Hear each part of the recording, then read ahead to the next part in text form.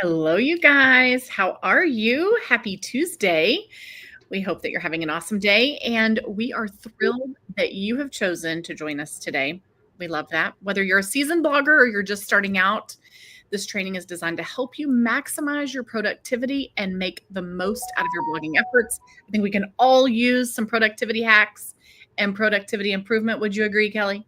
Oh, 100%. I mean, I'm just looking at all of my to-do lists everywhere, and yeah, I know, right? I feel you. follow my own advice. Right, right. Hmm.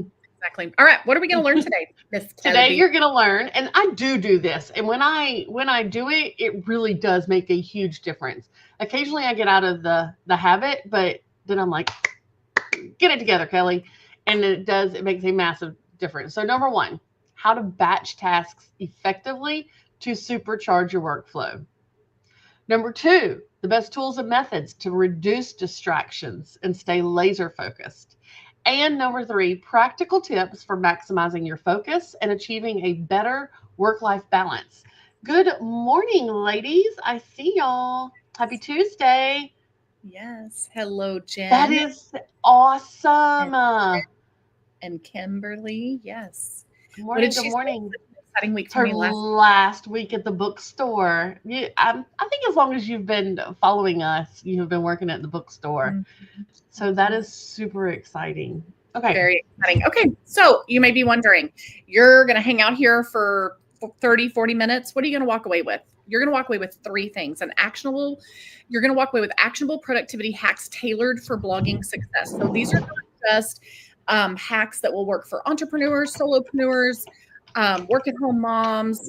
These are for bloggers doing what you do. Okay. Number two, you're going to walk away with improved time management skills to handle your workload with less stress, because we know that whole work-life balance thing, like, it's a cliche term that's thrown around all over the place, but it can exist on some level. Okay.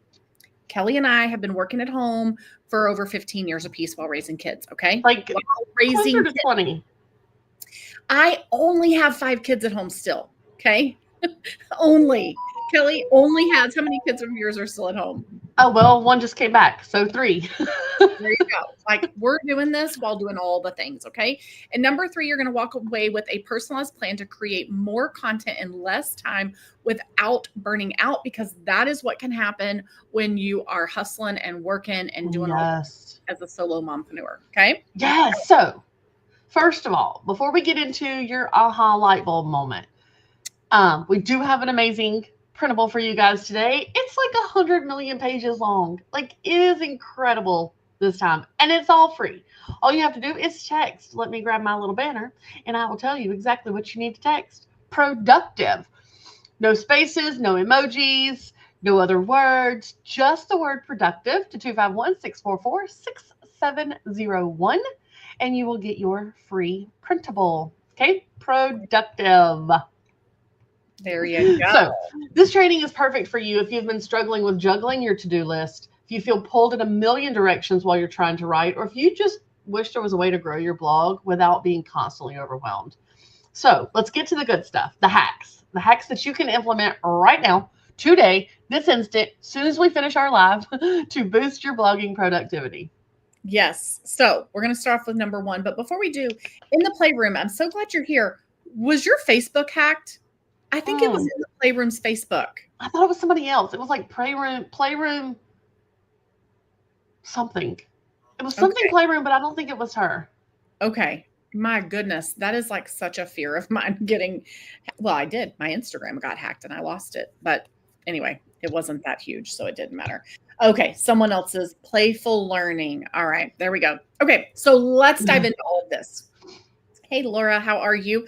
Number one, you need to be batching tasks like a pro. This is an incredible hack. And like Kelly said, she does it. I do it too. This is how we survive. This is how we get through. This is what we do. So, why is batching your tasks important, and why does it work? Our brains thrive on focus. So Mm. when you switch from one task to another, it eats up valuable time and energy. Like, there was a study that it takes 20 minutes, I think, for your brain to adjust to the next task. And it's so true.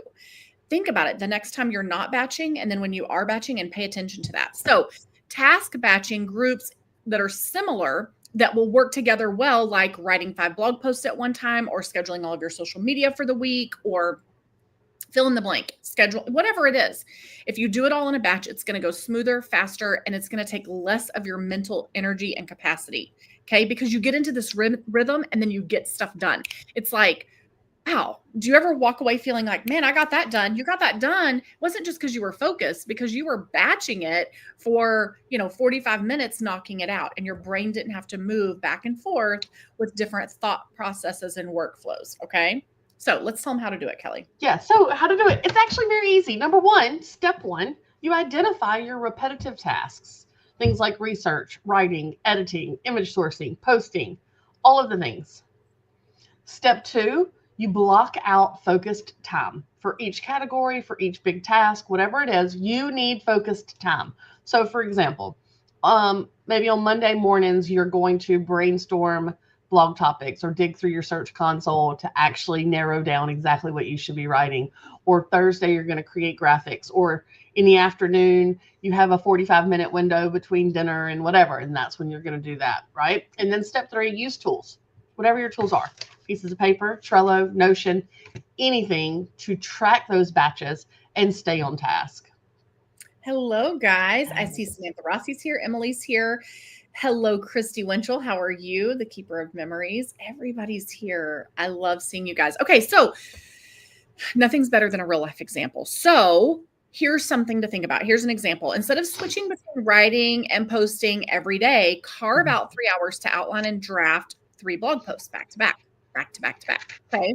Then suddenly you've saved hours and you have this content that's ready to go in the weeks to come, instead of, oh, this is just this thing that keeps staying on my list, right? Girl, it's renting. Think about our meeting yesterday. We knocked out 3.5 weeks worth of training in like an hour and a half because we just kept doing the next thing that was exactly the same concept. Instead of our meetings are usually do this and then switch to this and then switch to this and then switch to this and then switch to this. And we just kept going, and it was so incredibly productive.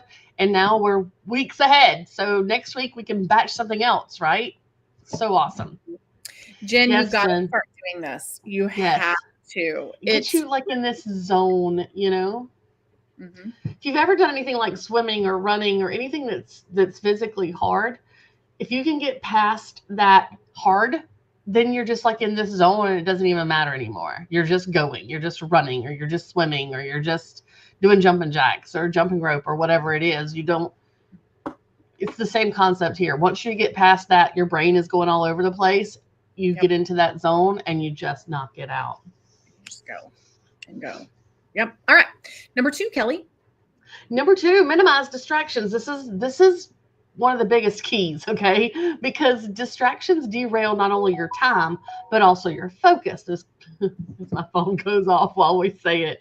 Constant notifications, social media rabbit holes, interruptions of any kind can really kill that productivity, right? You're in that zone and boom, now you're out of it. I know. So here are the hacks to stay focused. Number 1, eliminate digital noise. Kelly just had that go off last week. Our YouTube video that went live about is blogging dead.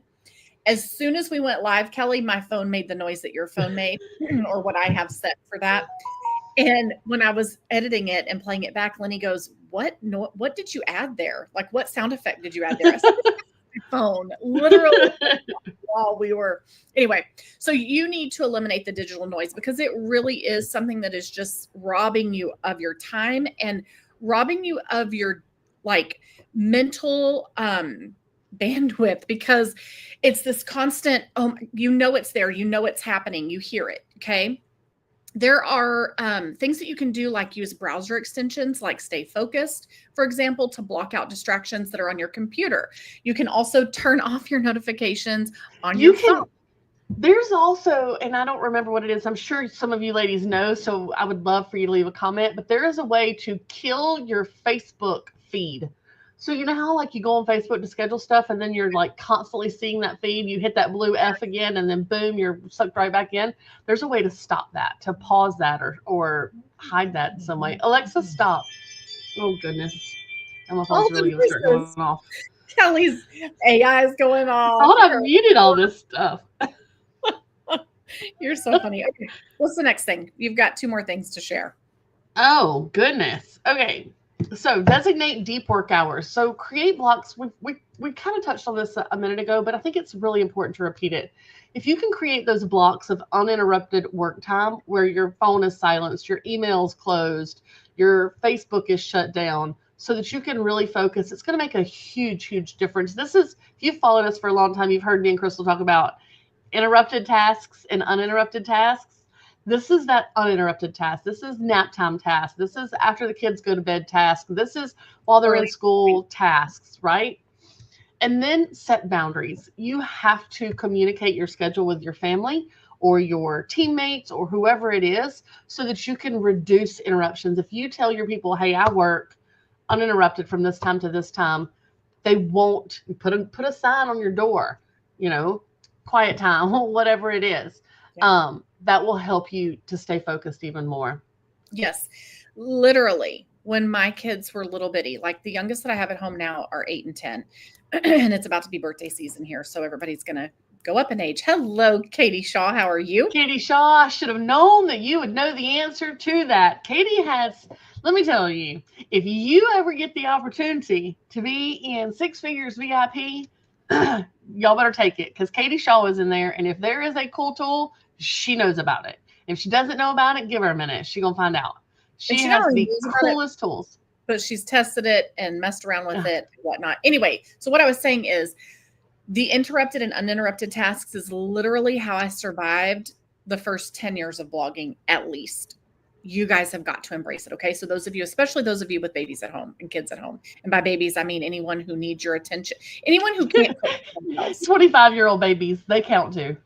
Anyone who can't cook for themselves. That's really who I'm talking about. Anyone who cannot be trusted while your door is closed because they might open the front door, right? Like if you have that, you need interrupted and uninterrupted work time. All right. So pro tip, pair these things that we've shared with you today with a timer, like Pomodoro technique. Okay. So that's fun. Kelly and I have talked for years. Kelly was the first one who was like, Crystal, you got to use timers. And she had that quad timer, which you don't even need that anymore because you can set 75 timers on your phone. And you my AI, I'm like, hey, wiretap, set a timer for this. Wiretap, set a timer for this. So that's going to help you to maximize your focus. You figure out how long you want to work, but say it's work 25 minutes and then take a 5-minute break. Maybe it's work an hour and then take a walk around the block, whatever it is. Okay. Reward yourself for your work if you need to do that. Give yourself an opportunity to step away and breathe. We say, like when we do our Monday planning meetings, we may meet from 9:30 in the morning until 4 o'clock in the afternoon. Sometimes our days are very long. And we will reach these places where we're like, I got to potty and I got to make a drink. Like, girl, yes, I need a break. Right. So we'll take 10 minutes and walk away, and then we come back and we finish hammering it out. And it really helps us to stay focused and to be as productive as possible with our mind and with our time. Yeah. I have definitely been known to say, I don't know, Crystal, my brain's not braining. I need a minute. And she's like, me too, girl. My brain is not braining. Okay. I don't know anymore. It's just number 3, maximize your focus. The power of environment and energy can really make a huge difference in your productivity, your workspace, and your energy levels. Directly impact. So that's my eyes reading before my mouth can get it out. Directly impact your focus. Creating a productive environment and working during peak energy times can lead to big questions or big wins. Sorry. Again, my mind is going and my mouth isn't catching up. In the Learn to Blog Better group, Crystal asked the question, when are you most productive? Or when, I don't know if that was the way it was worded, but basically, when do you work best? When is your brain braining right at top speed? For me, that's in the mornings. By about 2 o'clock, I'm just like, poof. Now, if I go back to work at like 6, I have my second wind, but for the most part, by about 2, my brain is just fuzzed. Yeah. If you know that, for example, in Kelly's situation, what she's describing, if you know that you need to be out by 2, but you can come back at 6, and even if it's not a nap, it's like that power recharge. Clean your house, cook dinner.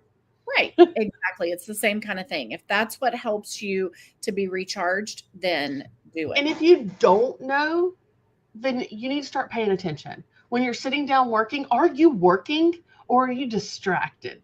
Right. Are you spending a lot of time in front of a computer and accomplishing nothing? Then that's probably not your optimal work time. Start paying attention to it, writing it down, taking notes, because when you do this enough times, you'll start learning, when can I work? That might mean that you work from 6 to 8 every day and don't touch it again until 2, right? Exactly. Figure it out, because otherwise you're just wasting time sitting there. You're not accomplishing things. Right.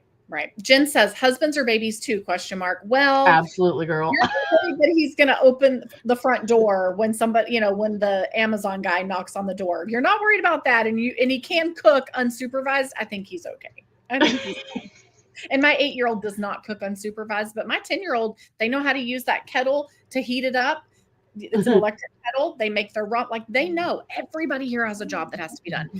So let's talk about, Kelly's noises are going off. Let's talk about steps so that you can level up that focus, okay? Number 1, you need to declutter your workspace. Keep only the essentials on your desk, because less mess equals less stress. Say that 10 times. Less mess equals less stress. Pretty much. Say Merle Norman. That one's hard. So pretty much at least once a year, and Kelly's going to laugh because she's like, oh, I do this every other week or whatever. But at least once a year, I take everything off my desk and then only put back on what needs to be put back on. So over the Christmas holiday, I put my new desk in here and I took everything off my desk. I mean, it took me a couple of hours because everything had to be gone through and purged through.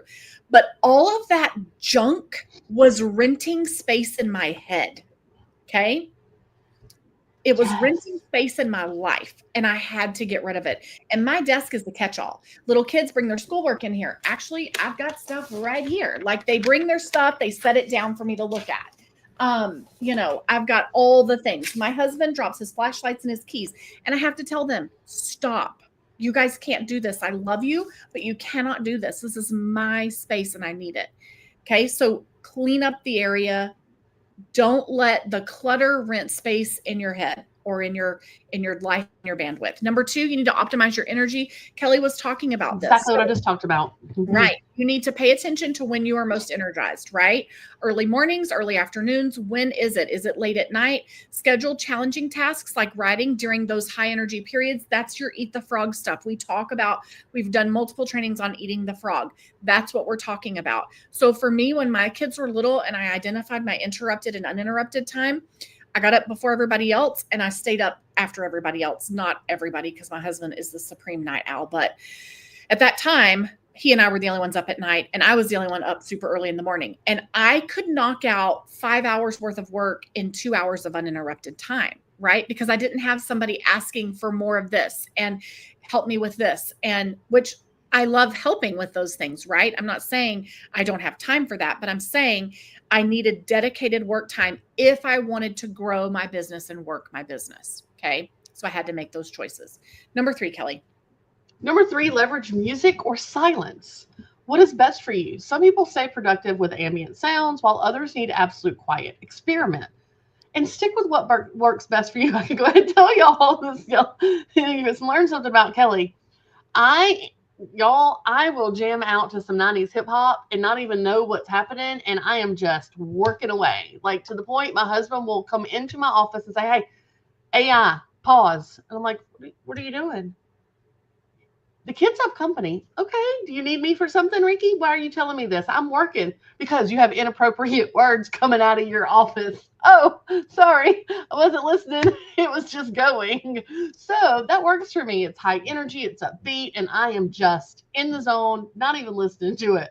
So you find what works for you and have at it. Here's a quick little pro tip. Consider keeping a digital clutter checklist, like close your unnecessary browsers, turn the notifications off on your phone, put your 90s inappropriate hip hop on your AI or on your wiretap, whatever it is, right? And that will help you avoid wasting that mental energy. Mm-hmm. Angela, I love that. Put on deep focus on YouTube. So you know what's crazy? When I'm logged into YouTube to work on Learn to Blog stuff, like to upload videos and whatnot, that kind of stuff is suggested. Deep thinking, work, music, meditating stuff. That's very interesting. I love that too. And Jen, I'm so glad that you tried the Loft House cookies. They're really, really yummy. Yes, friend. Woo. I mean, I will be, yeah. I jam out. Like I said, I'm not even listening to it half the time. And then like when I clue in, I'm like, oh goodness. Yeah. All right. So number 4. I think we all love music. Number 4. All right. Tools to save your sanity. How are you utilizing them? Product tools that every blogger loves, and you should be using them. It's time to find tools that will actually work for you, not tools that cause you to be more distracted or that send you down that next rabbit hole. Or what did someone said? Doom of scrolling. Kimberly Stroh said something about the doom of scrolling. Lana needs silence. Okay. Sometimes I can do silence. Just depends. Oh man, my thoughts are very loud in the silence. So here are some popular options that simplify your blogging workflow, and they should help you maintain your focus. Maybe that's no noise, but here's some great things. So Kelly, give us Trello or even Notion. Duh, but don't get sucked into the Notion rabbit hole, okay? It is a big blank white space, and there are a million videos on YouTube to help you play with that. It also has AI that can help prioritize your tasks and all. So it's pretty cool. But Trello or Notion allow you to organize your blog content, your tasks, and even your daily to-do list. Grammarly. I am a huge Grammarly fan. I have Grammarly installed on everything that it can possibly be installed on, and I love my little weekly email that tells me that I am more productive than 96% of the users out there, right? It helps you save time with editing, with its instant grammar and readability checks. Okay. Some more tools that you can use. Airtable. It's perfect for content calendars, for large scale planning. We use Airtable. So I am not a person that's like, oh, Airtable. Kelly is the one that has like drug me into Airtable. And I will tell you, it is amazing the things that it can do for you. We use it to track like very specific things about all of our clients, to track their progress, to track and chart and to check in with them. Like it's incredible. We teach people how to use Airtable to manage their staff once you start hiring staff. Whatever it is, there's so much that we use it for all of our 6-figure stuff, our business stuff on the back end. We have forms and those that people fill out on a regular basis, from onboarding to monthly checkups to offboarding to all of the things. And that is put into things that our success coaches can then go look at. Our mental health coach can go look at. We can look at for different reasons. We have reminders that go out. All of that happens in our Airtable, and that's what keeps us moving forward and knows when we need to reach out to certain people and all of that good stuff. But look, don't overcomplicate it. Okay. Oh, sorry, I missed one. Go ahead. There's one more tool set. One more. Consider something like Pocket or Evernote. So this is where you can save inspired ideas or useful searches or research information that you want to come back to for later. Yes, you could save this stuff on a dedicated secret board on Pinterest. I've done that. But if Pinterest is a distraction for you, once you get over there, similar to the way that your Facebook feed or any feed is a distraction to you, then be careful. Okay. Maybe it is just a Word document. Like I will do things in Jasper to hash out another opt-in or another product or whatever it is. And then I'll take all those notes and plug them into a Word doc. And then I have a folder on my Google Drive that is next products that I'm working on, and all like how can you be more efficient and organized with the things that so that you can be more productive and make more money. Okay. All right. Now, don't overcomplicate. And like I said earlier, don't overcomplicate it. Like Crystal said, use what's simple. Use what's intuitive to you. Don't get caught up learning something new, because that is a rabbit hole you do not need to go down right now. You need to be productive, right? Actually productive, knocking out content, social media, images, videos, whatever. Remember, a notebook can be an amazing tool for mapping out your tasks and your goals and keeping your notes and all of those things. And I especially love this one from Erin Condren that is like, I don't know if y'all can see that. It's like a to-do list on one side and then notes on the other. And then the whole back is just lines. So great to put like, whatever your task list is for the day and then all your notes on the side. Just saying. That's awesome. Just saying. She's just saying. Number 5, we want you to beat overwhelm with practical strategies. Okay. We want for you to be able to stay focused and to build momentum. Are you doing that? Are you good at that? Do you need help with that? Here's what I want you to remember. Overwhelm often creeps in when you try to do everything all at once. Yes. Yes, yes, yes. And you just got to get all that stuff out of your head and get it onto a list. This is why I love rotating to-do lists. I was getting ready this morning and came to my desk before getting on this meeting or on this training to a message from Kelly that said, please add this to your rotating task list. No, but that's how I work, right? So get it out of your head, get it onto a piece of paper. It doesn't have to be super formal. You don't have to have a fancy planner. It can be a notebook. It can be whatever, okay, a Word doc, what have you. Simplify your process and focus on manageable actions so that you can stay productive and get that stuff out of your head and on paper so that you can do something with it. So here are some practical steps. Start small. Pick 1 or 2 productivity hacks to test them. Build up gradually to avoid burnout. And then batch and delegate. So again, group those similar tasks together, outsource where possible, not just for hiring, but maybe on automation tools like Zapier or Zapier. Jen, I don't need to go down this rabbit trail, but I do want to know what Skylight is. Kelly loves plum paper planner. I've used them, but Agendia was my favorite. I've heard you talk about them a lot. Okay. How can you use time blocks in your day? Assign specific time slots to tasks like writing, brainstorming, or responding to emails. Stick to this schedule and then maintain focus without overloading your day. So who did I just see? Liberty says that she uses an appointment book in half-hour blocks and uses notes on her phone to get the stuff out of her head before bed. I love notes on the phone. I think 30-minute blocks in an appointment book would completely make me feel claustrophobic. And yeah, you know me. Like it would make me too. I'm the same way. I would be like. But if that works for you, then do it. I don't like schedules. I like routine. And there's a difference. But you do what works for you. That's such a great idea. All right. What else can they do, Kelly? Oh, it's like the big, huge iPad thing that goes on your wall. I think that's what my son has. Practice patience. Be patient. Productivity is a very long game. You cannot stress over minor setbacks.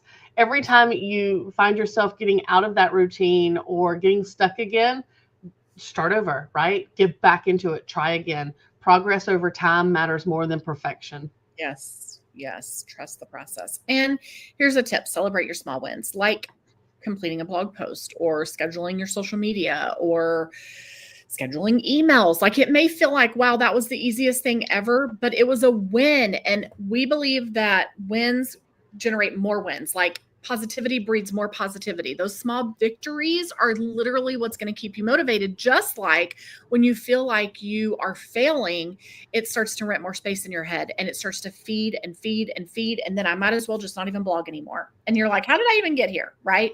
We want to breed motivation and positivity. Because what happens is positivity is dopamine hits, right? Negativity, it gives that, it invokes your fight or flight response, right? It's the fear. So which one do you want? Number 6, use content templates for faster creation. I cannot believe we're almost 30 minutes in and we're only halfway through with our list. We will speed up a little bit. Use content templates for faster creation because they save you time, period. Starting from scratch every single time you write can slow you down, but it's also fearful for people to see just blank space, right? Mm-hmm. Those templates will streamline your process. But they also get rid of that fight or flight, that scare, that fear of the blank space. So you can stay productive and consistent without constantly reinventing the wheel. Okay, so here are some tips for implementing templates. For example, maybe you want to do a framework for your blog posts, okay? So this may include using a standard format like introduction, problem, solution, takeaway, conclusion, whatever it is. Customize it. Keep it going. Allow that structure to help you write quicker. If it's working and making you write quicker, continue to use it. Like continue to implement it, obviously. Working and utilizing templates has helped me be able to get out as much content as possible. I couldn't imagine at this point not having them. Okay. All right. What's some other things that they can do? Leverage design templates for graphics like Canva or Adobe templates for your blog headers, your Pinterest pins, your social media posts, so that you're just plugging and playing. And keep a swipe file. save examples of different things that you like, certain setups, sections in blog posts, certain headlines, emails that you love, and use those as inspiration to get started faster. But don't get caught up in scrolling through those every time you want to do something. Yep. All right. So here is a real life example that you could implement. Let's say that you write how-to content. And these are pieces of content that you write regularly, or recipes or whatever. Have a template ready with the headings that I just talked about. Introduction, step-by-step, final tips, so that you can just plug and play. So for me, something that I have implemented recently, I had all of my Jasper prompts in a Word doc. So I got tired of going back and forth between Word doc and my blog post. I took those prompts, put them into a template on my blog, and now I copy that template and I go in, copy paste, boom, boom, boom. I got 2 tabs open going back and forth between Jasper and my blog post. And, I was so proud of myself for being able to get a blog post written in an hour and 45 minutes. Now I can do it in like an hour and 15 minutes. So seriously, or an hour. Okay. All right. Number 7, repurpose your content. Double, triple, quadruple your output. Why create brand new content every single time when you can reuse and recycle? Repurposing allows you to take one piece of content and turn it into several pieces of content, reaching more people in less time. So let's talk about some ways that we can repurpose content. Yep. Number 1, turn blog posts into social media content. This is the same idea as cooking once and serving twice, like figuring out a way to reinvent your leftovers. Okay. Break long blog posts into small tips or key takeaways and share them on your Instagram, your Twitter, your LinkedIn, your Facebook, your wherever you're at. Okay. How can you do that? Number 2. Let me tell you. Hold on, real quick. I want to say turn blog posts into social media content. If you go into your little AI generator and say, create 3 Instagram posts, 10 tweets, blah, blah, blah, blah, blah, 4 Facebook posts for this blog post, and stick your URL in there, it'll auto-generate it, saving you even more time. You can even say, and describe the images I should use. And if you use ChatGPT or Midjourney, they can even make your images, I believe. So Midjourney can for sure. All right. Also create multiple formats. So transform a popular blog post into an infographic or a video or a podcast episode, or take the blog post, copy and paste it, put it into your AI and say, write me a script for a YouTube video, and then go put it on YouTube. How are you guys using the tools available? Okay. All right. What's next? Bundle your old blog posts. Maybe you want to create an ebook or a guide. Obviously, roundups are great for this. Here's your pro tip. Analyze which posts performed the best using your Google Analytics, and then focus on repurposing that high-value material to maximize its reach. I saw a thing on Facebook the other day that said, if you're really good at writing, if a child is really good at writing and really good at or really bad at math, most people want to hire a math tutor. I would hire a writing tutor.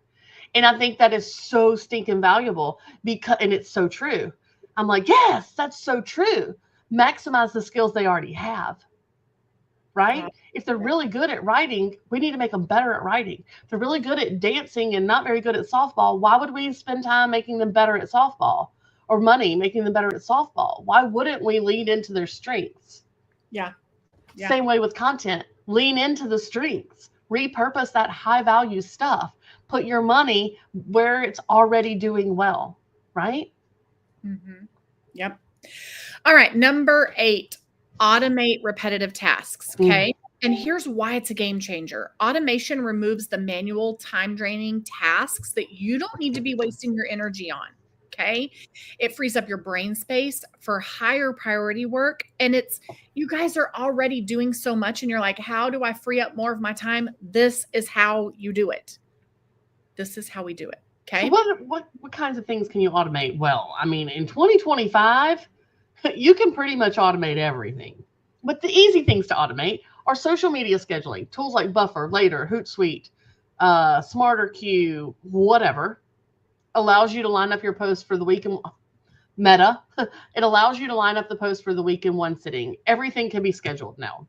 email replies. If you set up canned responses for common inquiries or questions, then you can just boom, right? Or you can even, there are certain tools that allow you, if the email says a certain thing, to respond with a certain thing.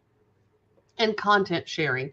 Using plugins or tools like Missing Letter, you can automatically share your new blog post to your social media accounts. Right. So a real life example, sit down and schedule out everything.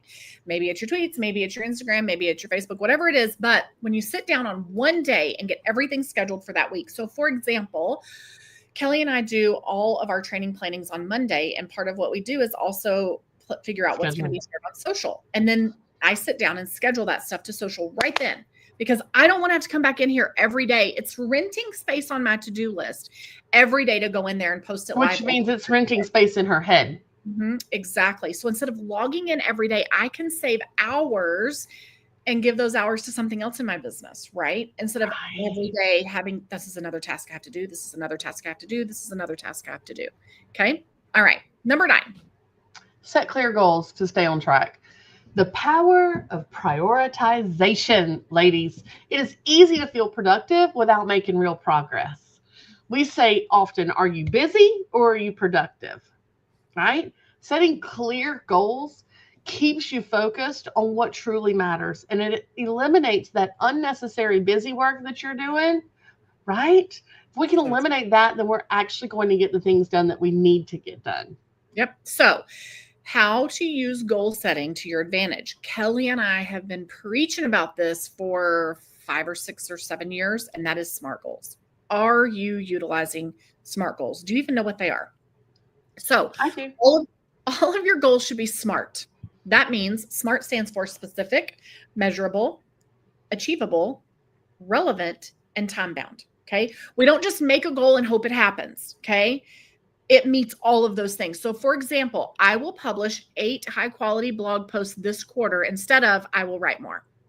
Instead of I will make an extra $50,000 this year, and you're waiting until December to see if you made it, you know, month by month, week by week, exactly how much money you need to be making and where it needs to be coming from. It's SMART. And where it needs to be coming from, right? Because that's the next thing. You're going to take those big goals and you're going to break them into tasks or even smaller goals. I'm not going to make $50,000 for the year. I want to make $33,000 in the first quarter or whatever, $15,000 in the first quarter, right?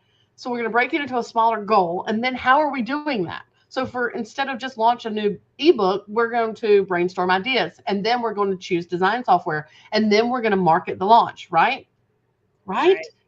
You have to actually know the tasks, because otherwise it's just a wish, right? A dream without a plan is just a wish. From there, you're going to review them weekly. You can't just set it and forget it. We have to look at these things. Are we on track? Do we need to pivot our priorities? Have we far surpassed where we were supposed to be by now? R and T. R is relevant. That means it makes sense. I'm not growing my Instagram if my goal is to make page views on your blog by 25%. Instagram is not going to send you that traffic, right? Right. And time bound is the time. So deadline. This quarter. Right. Okay. Good. And then review them, like I said. Okay, Crystal? So here is a tip for you. Align your goals with your content calendar. That makes sense, right? Ensure that the tasks in your daily to-do list contribute to your overall objectives. And something that can really help you with this is working with business consultants. Like our program, 6-Figure Blog Strategy, we give you, when you're in that program, you have 2 coaches that hold you accountable. They're like, okay, this is your goal. How are we sticking to that goal? Are the things that we're working on leading to the end result of meeting that goal? Are these goals SMART? How are we going to tackle this instead of getting to the end of the quarter or the end of the year and you didn't make it? Okay. Right. And number 10, take breaks to avoid burnout. Rest is non-negotiable, ladies.